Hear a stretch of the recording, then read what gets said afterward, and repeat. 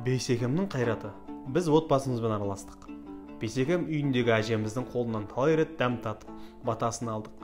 Ағам да Гүлмира жеңешемді іңкәр мен жауғарды ертіп, үйге жиі келетін. Ешқашан ақыл кеңесін де, көмегін де аяған емес. Оның көпке үлгі болатын жақсы қасиеттері туралы бәрі айтып жатыр. Мен бүгін Бейсекемнің басқа бір қыры, ерекше қайраты туралы айтқым келеді. Ағалық қамқорлығын, үлкенге ізетінен айнымаған кішіпейілдігі мен терең адамгершілігін сөз арасынан көрерсіздер. Ол кезде Моңғолияда тұратын енем күн суысымен бізге келіп қыстайтын. Біздің үйде Бейсекеммен танысты. Алғаш көргеннен оны өз баласындай жақсы көріп кетті. Енеміз 2006 жылы ақпан айында аяқ астынан сырқаттанып, бірнеше аптадан соң Астанада дүниеден өтті. Арқада қыс қатты екенін бәрі біледі. Дегенмен сол жылы ерекше болды.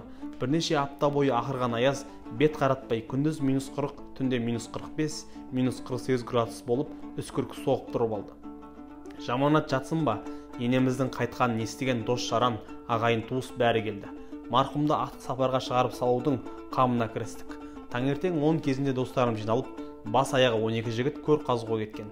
Түстен кейін 4-ке таман біреуі, әзірге тереңдігі зеден келетіндей болды, деп телефон соғып тұр. Дауысынан селкілдеп тоңып тұрғанын аңдадым. Сосын тағы 12 жігіт жиналып, бейіт басына бардық. Зират қаладан 30 шақырымдай Қоянды өзенінің жағасында, күре жолдан сәл қиыстау жерде болатын. Жел үрлеп тастаған омбы қардың қалыңдығы кісі бойынан асады. Трактор әкелетін жағдай жоқ. Көлігімізді жол бойына қалдырып, омбылап жетсек, жігіттер шықпа жаным шықпалап әрең тұр. Әбден тоңған, әрең қимылдайды. Оларды қалаға жіберіп, тыңнан қосылған 12-міз іске кірістік. Мен жердің тоңы соншалықты қатты болатын сонда көрдім. Жарамсыз доңғалақтарды тасып әкеп, тоңды жібіту үшін жаққан болдық. Оған қара жер қыңбады. Сүймен, күрек деген саймандардың қайыр жоқ. Іске жарайтын құрал үлкен қашау мен ауыр балға ғана. Көрдің ішіне 2 жігіт секіріп түседі де, бірі қашауды тігінен ұстап отырады. Екіншісі зіл батпан балғамен үстінен тоқпақтай бастайды. 20 шақты рет ұрғанда сынық сүйем ғана жерге кірген қашауды жанынан 5-6 рет соғып, әупіріммен сіріңкенің қорабындай қатқан топырақ алып шығасың. Топырақ емес, құдды бетонның сынығы дерсің. Соңғы 10 шақты жылда қаламнан басқаны сирек ұстаған достарым шетінен ақсаусақ сіріңкенің қорабынан 4-5-еуін алған соң ентіге бастайды. Сосын қашаушы мен балғашы орын ауысады да тағы бірнеше қорап ояды. Өнбейтін тірлік. 12 жігіт 2-2-ден жұптасып алғанбыз. Әрекетсе 5 минут сайын алмасып, кезекпен тоқтаусыз қазып жатырмыз. Қас қарая Бейсекем келді. Сапардан оралған беті еген, жеңіл күртешек киген, басында тоқыма тымақ, қолында қырым қолғап, інішектерінің үсіп жығылуға шақ тұрғанын көріп, бәрін машинаға қуды. Жылынып келіңдер, мен қаза берейін деп қояды. Содан басталды.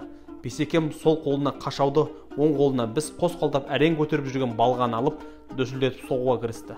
Соққысы қандай ауыр. Басқалар 20 рет ұрғанда кірген деңгейге Бейсекемнің шапқысы 10 соққыдан кейін-ақ сіңді. Жанынан 2 ұрып, әлгі кішкентай бетонның сынығын алғашқысын алды. 2-ші, 3-ші, 10-ші, 20-ші Бейсекем шығар емес, жаңқалап қазып жатыр. Жарты сағаттан кейін бойын тіктеп 5 минут белін жазып алды да қайта кірісті. Әудем жерде тұрған көлікке барып жылынып келген жігіттер, машинада термометр -45 көрсетіп тұр дейді.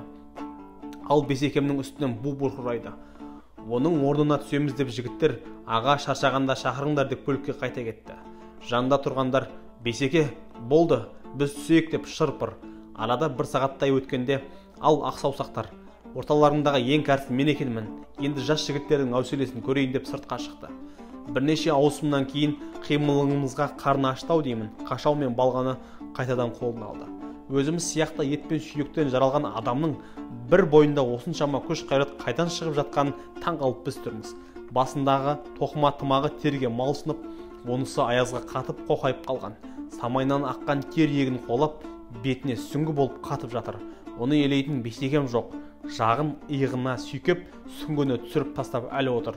Арасында 12 жігіт бірігіп 1 сағат қазады. Сосын ағам бір өзі 30-40 минут қазады да, алғаш келгенде қарқыны қандай болса, уақыт түн ортасынан ауғанда Бейсекемнің қимылы әлі сондай. Ақсаусақтардың қимылына мұрын шүйіріп, бізден гөрі ширақ қимылдап жүрген бірен-саран ауыл жігіттері Бейсекемнің қолына су құюға жарамай қалды. Біз бейіт басында жүргенде тағы бір қаралы хабар келді. Алтекең, Алтынбек Сәрсенбаев кісі қолынан қаза болыпты. Не болған білмейміз. Бейсекем, әттең, маңдайымызға симадың-ау, азамат, сыйғызбады-ау, сені деп тістеніп сұрлана қалды. Алтекеңнің туған жиені Руслан досымыз бірге жүрген еді. Оны қалаға апарып, таңғы 4-ке таман қайта оралдым. Далада -47 ма, -48 ба бірдеңе. Бейсекемнің қасында жүрген жігіттердің бойынан әлі кетті. Марқұмның ет жақыны мен болған соң бәрі маған қарайды. Тоқтайық дейін десем, таңертең жаназа, көрдің тереңдігі белуардан енді ғана асқан. Марқұмды қара жердің қойнына тапсыруымыз керек.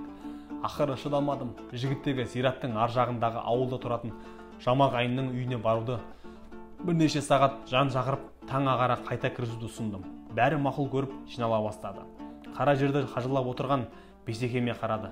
Ағам бойын тіктеп бәрін бір шолып шықты да: батырлар, сендер барып демалып жылынып келіңдер. Маған жылы киінген бір-екеуің жарық түсіріп беруге қалсаңдар болды. Марқұм анамыздың қолынан талай дәм татып едім. Өзі мені баласындай жақсы көретін. Мәйітті күттіруге болмайды. Мен қазір қаза беремін деді. Содан жарық түсіруге мен қалдым. Мен қалған соң басқалары да қалды. Жер ағарды, күн шықты.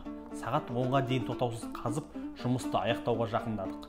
Таңертең көмекке келген бірнеше жігітті көрдің қабырғасын қырдан жонуға қалдырып, басқамыз жаназаға кеттік.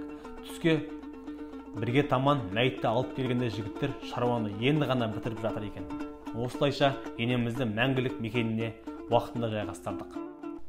Біреуге адам сеңіз жағдай болып көрінуі мүмкін. Ақырған аязда көр қазуға 24 сағат уақыт жұмсаппыз. Соның кемінде 10 сағатында Бейсекем дамылсыз жұмыс істеді. Оның ерекше қара күші мен одан да асқан таңдай қақтырар ерік жігері, ең бастысы анамыздың әруағын күттірмейік деген адамгершілігі болмағанда, біз сол күні марқұмды жерлей алмас едік.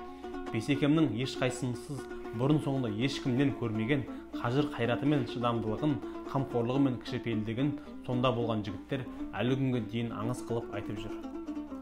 Санжар Керімбай, Бейсен және болмыс. Оқыған Собек Сатылған.